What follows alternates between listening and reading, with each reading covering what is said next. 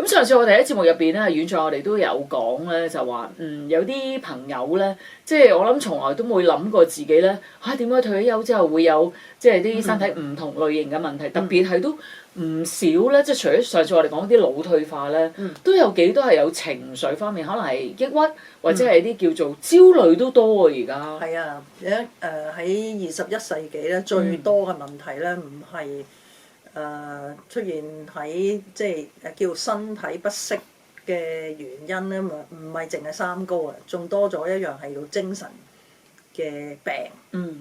咁精神病好難去界定㗎嘛，有好多人直情係去到一種自己都覺得亂晒龍嘅時候咧，即係親友先至會發覺到嘅。咁而係佢自己咧都唔肯承認嘅喎。咁但係有一啲咧又好醒目嘅，就係好似我哋啱啱5月份嘅學生裏面咧，都有成差唔多4-5個咧都有抑鬱症嘅，同埋焦慮症嘅。係分開，即係有唔同嘅人，有兩三個咁。咁原來咧，抑鬱症咧就同焦慮症係好唔同嘅。原來抑鬱症咧，嗰個人咧原來係有一種想死嗰個諗法啊。佢覺得冇乜問題啊咁樣，哇幾恐怖喎呢個諗法。但係焦慮症咧就係怕死嘅。即係兩種好唔同嘅一種精神嘅狀態嚟嘅。咁而譬如抑鬱症咧就係瞓唔到覺，定係焦慮症瞓唔到覺啊？你估下？我估係抑鬱症。抑鬱症係瞓到覺，不過好早醒，成日扎醒。瞓到覺，不過成日扎醒。因為咧，原來抑鬱症咧係會成日會重新提醒自己過去嘅嘢嘅，即係擔心唔係佢未來嘅嘢，係焦慮症咧就會擔心未來嘅嘢。抑鬱症就係成日回想過去嘅嘢，有時啲唔開心啊、唔成功啊，或者去受打擊嘅嘢啊，咁係呢個抑鬱症。咁抑鬱症咧就係有即係唔少嘅人咧係，譬如我哋有其中一個例子啦，就係一個差唔多80歲嘅老人家嚟上，但我見佢好健碩嘅喎人，又好即係企得好直啊！咁原來佢係紀律部隊啲人嚟嘅，但係佢已經80歲，佢即係退休好耐㗎啦。退休好耐，但係佢原來睇到我哋 YouTube 咧，其中一條片就係咧我哋嘅公義裏面咧，同公警裏面啲説話。咁其實佢就好開心，佢話我揾到，我原來我想要嘅嘢可以喺呢一度揾到，咁佢真係走嚟上堂，咁我好開心啦。咁我原來佢又睇過我哋 website 啦，即係我哋個網頁咧，其實好多例子嘅，好多案例嘅，大家可以上下。即係 YouTube 又睇到啦，喺即係 Facebook 又有啦，係咯，大家可以隨意係咯 Wish 打 WISH Wish Asia Pacific HK。係。但係最重要就係如果就即係大家都有興趣嘅咧，你一定揾到我哋㗎啦。咁而看緣分吧。咁呢位先生咧，佢即係上咗2日堂咧，佢就肯開聲啦。咪頭先你講話即係我自己學太極五行功一段時間咧，你有好多功義嘅，即係功義即係學呢種功嘅一啲背後嘅一啲理念啊或者意思，想大家即係我哋作為一個學員咧。我要記住㗎嗱，我想話俾大家聽，其實你上一次堂咧3天班咧，你係唔會記得㗎。即係我都上過好幾次啦，因為辟谷又會再即係再上辟谷班嘅時候，同樣都會再上堂㗎嘛，就會再鞏固翻我嗰個對於嗰啲功入邊嘅一啲意義。嗱，字體你一定記得，有4個忘掉啊嘛。係。你忘掉啲嘢幾容易咧？忘掉煩惱啊嘛，係咪啊？忘掉疾病。係忘掉環境。係啦。忘掉自我。係啦。係咯。咁呢位先生佢就話揾到，佢又揾到，佢想忘掉咩？忘掉自我。係，因為佢有抑鬱係咪？係啦。佢想忘掉自我。係啦。因為過往嘅工作咧，佢全部都係要面對生死啊，面對一啲負面嘅事件啦，即係揾得佢哋紀律部隊嘅都唔係一啲咩好嘢。係。咁同埋佢有一個心理嘅狀態咧，成日都要去應付嗰啲突發可能有生命危險嘅嘢啦。咁要點樣去應對啊？或者去到佢係唔會有預先嘅一啲思考，係應該點樣做咧？咁樣。咁所以成日都係個心嚟一嚟啦，或者我即係所以佢話想忘掉自我，係咪佢唔想自己再喺呢個咁嘅？喂，但係佢已經退休咁耐，佢80歲啦，即係仲未搣甩咯，可以咁講。係啊。但係其實放不低嘅呢啲真係好。係啊，所以我哋個記憶越深嘅嘢，根深蒂固，其實係唔係好事嚟嘅。其實大家可能都唔知嘅，就係原來我哋瞓覺咧。係俾我哋咧係清洗我哋個腦嘅，要洗腦啊！簡單嚟講，就要用我哋嘅腦脊液洗腦嘅。所以我哋嘅血咧，其實喺瞓覺嘅時候咧，係得翻1成喺個腦嗰度嘅啫，9成啊去咗個肝度做嘢嘅。有啲仲可能食埋宵夜去咗啲消化系統添啦，係咪先啦？係咯，搶能量，搶咗好多能量㗎嘛。係啊。咁但係瞓唔到覺同。或者真係瞓下醒下，瞓下醒下，成日扎醒啊嗰啲咧，咁其實就係個人點會健康啊？即係所以呢位先生佢就第2日嘅即係差唔多放學嘅時候咧，佢就個 break 嘅時候就走埋嚟啦，同你講啦，同我講呢樣嘢，咁佢真係揾到啦。咁佢有冇分享即係喺練功嘅過程入邊佢個？即係佢話揾到忘掉點樣忘掉自我，有冇講俾你聽？其實因為好具體嘅咧，佢就唔方便即係公開講嘅。咁佢就即係喺個班上第3日都有講佢自己係好唔想成日諗翻以前嗰啲嘢。咁即係佢冇方法。咁而家呢個方法咧就好啱去用啊！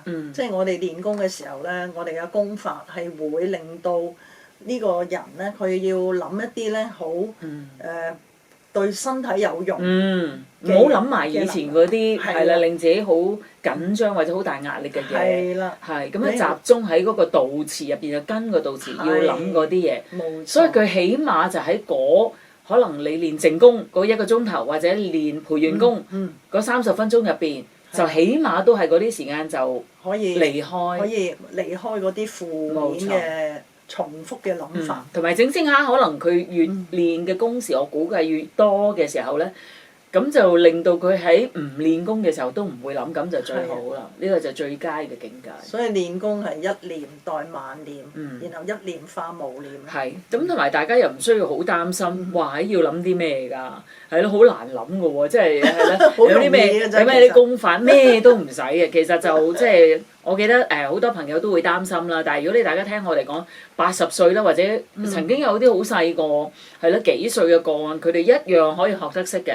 同埋冇招式要記，亦都唔使你係咯點樣要耍咩嗰啲係啊咩降龍18掌咩都唔使嘅，只係咧你聽住一個光碟啦，或者一個 MP3，咁佢有啲音樂啦，同埋入邊咧有人喺度講嘢嘅，係有啲導詞嘅，好似導航咁樣嘅，話俾你聽啊，你而家點樣啊？你諗啲咩就得㗎啦咁。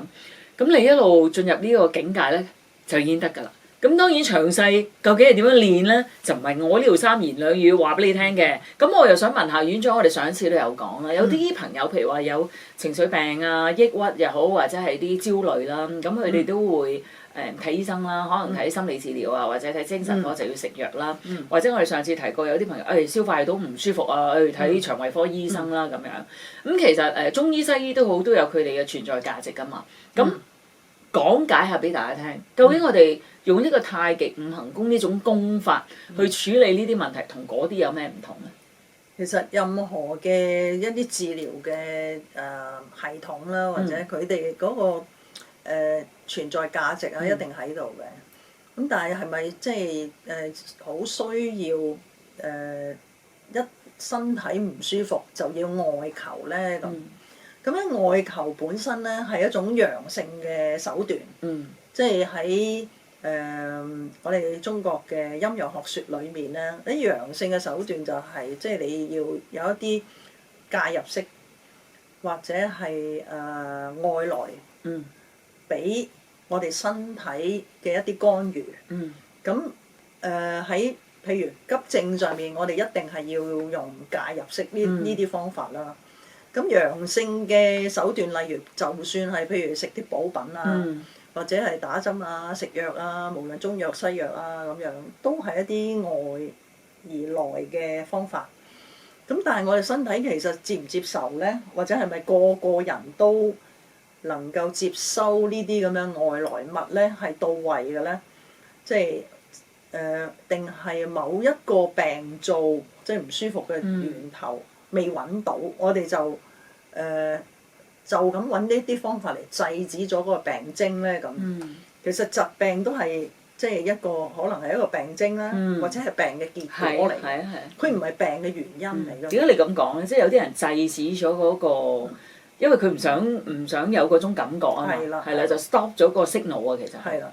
咁其實我哋身體嗰個或者講疾病咧，本身咧係一個可能警報系統，係一個善意嘅提醒嚟嘅。但係我哋好不經意咁樣咧就無端端就停咗嗰個免疫嘅反應咧，咁而又冇揾到一個啱嘅方法去對待嘅話咧，我哋每次都係咁做嘅話咧，其實就將我哋嘅免疫系統咧降低咗嘅。咁而免疫系統被降低咧，咁佢係會被抑壓同破壞嘅，最後都係自己受害嘅。因為咧佢唔識再啟動去做應該要做嘅嘢，咁所以嗰啲譬如病嘅一啲反應啦，或者係個病灶嘅一啲警報咧，係已經以後唔再釋放出嚟。咁好似我其中一個學生，佢話以前咧佢就係有咳嗽，咁啊講緊20幾年前啊，咁佢個即係醫護人員嘅家屬咧就好心，就話呢隻藥水咧好有效嘅。止咳。即刻止咳嘅，咁佢就即係二話不說啦，咁啊止咳就最快。但係所有醫生咧都其實中西醫都好怕咳嗽呢樣嘢嘅。咁但係佢話佢一飲咗就真係得喎。咁但係自此以後咧，原來佢20幾年來咧未咳過，即係一聲都未咳過。唔犀利，好誇張啊！呢個好多人驚我想講嗰隻咳藥水。係啊。咁。本來都以為係好啊嘛，咁但係佢嚟學工嘅時候咧，我一聽就已經知，我話你即係唔係咁簡單。佢話唔係喎，我係嚟保健嘅啫喎。咁佢係一個3個細路嘅媽咪，咁佢冇諗過我係嚟預早預防有疾病。咁點知佢練功咧，佢就係哇咳咗好多橫痰出嚟。佢即係佢都冇諗過，原來自己係儲咗咁多污糟邋遢嗰啲咁嘅橫痰喺個肺嗰度，因為其實個肺係痰罐嚟㗎嘛。我哋即係練功係叫醍醐揭蓋啊，將即係身體啲唔要嘅嘢可以盡量減廢物同埋排毒。身體嘅功能嗰個免疫系統就係要做呢啲嘢㗎嘛，唔應該喺身體嘅嘢咪你要排走佢咯。咁有呢個功能係咪好事咧？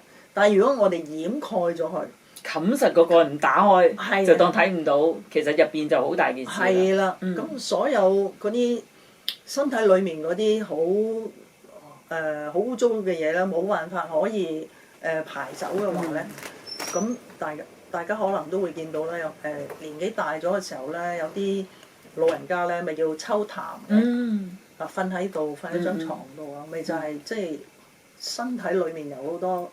即係呢啲咁嘅廢物，積咗喺度，佢冇辦法咳出嚟啊嘛，因為唔夠氣就咳唔到出嚟啦。咁所以一有氣，咳嗽都唔係壞事嚟咯。即係大家要知呢樣嘢。咁練功有個好處係咩咧？我哋唔係外求先啦，第一唔會自己害自己㗎嘛，身體好有智慧嘅，成個系統咧，個肝心脾肺腎咧，其實嗰個作息咧係不斷咁樣嘅呼應緊我哋講個。即係大自然嘅規律啊，或者我哋講嘅天道啦嚇，即係我哋係不停咁要適應緊嗰個12嘅時辰啊，即係我哋嘅經絡自己係會識得點樣行法嘅。本來就係自然就識㗎啦嘛。咁但係因為我哋做咗好多嘢咧，令到我哋啲經絡係淤塞嘅。即係譬如食嘢又過分咗啊，或者唔依時間食嘢啊，有時多有時少啊，又唔瞓啦，又唔瞓覺啊，即係好多嘢咧，緊張啊，令到我哋自己失去平衡。所以我哋嗰個陰陽咧係唔調和嘅，一唔調和咧就可以有好多唔舒服嘅嘢出嚟。所以我哋練功其實係想將自己個身體裡面嗰五行嗰個肝腎脾肺腎嘅功能上面嘅陰陽二氣咧，可以調到係一個和嘅狀態。咁因為沖氣以為和，所謂陰陽嘅二氣咧，我哋要調到去一個和嘅狀態咧，我哋就自然會舒服，我冇病啊嘛。咁如果能夠沖走即係我哋身體嗰啲即係垃圾啦，經絡裡面淤塞嘅狀況咧，係可以打通佢嘅話咧，我哋即係好容易解釋啫，邊度會有病咧？係咪？所以提翻啲聽眾朋友，嚟緊呢個6月14號嘅免費健康講座，即刻報名參加啦！28661768，28661768。咁啊，仲有喎，頭先都有講到啲舊學員啦，歡迎你哋翻嚟院長嘅身邊，咁去鞏固一下自己曾經學過嘅太極五行功啦，大家傾下偈啦，交流下啦。咁與之同時咧，亦都希望大家可以帶一啲新嘅朋友，因為如果你自己你翻得嚟，你而家已經相信呢個功法啦，你喺從中已經得過一啲唔少嘅好處啦，係咪先？即係亦都體會到練功點樣可以幫到自己身體。咁啊，帶啲好朋友嚟，咁或者屋企人啦。咁如果係啲舊學員咧，帶3個朋友一齊嚟上堂嘅話咧，舊學員本身咧就係免費嘅，係啦，3送1。好啦，咁啊記得啦，要登記嘅話咧，28661768，同埋3天嘅課程咧喺6月20號就開始㗎啦。另外俾埋個 WhatsApp 電話號碼大家先，94098168，94098168。下次再見，拜拜。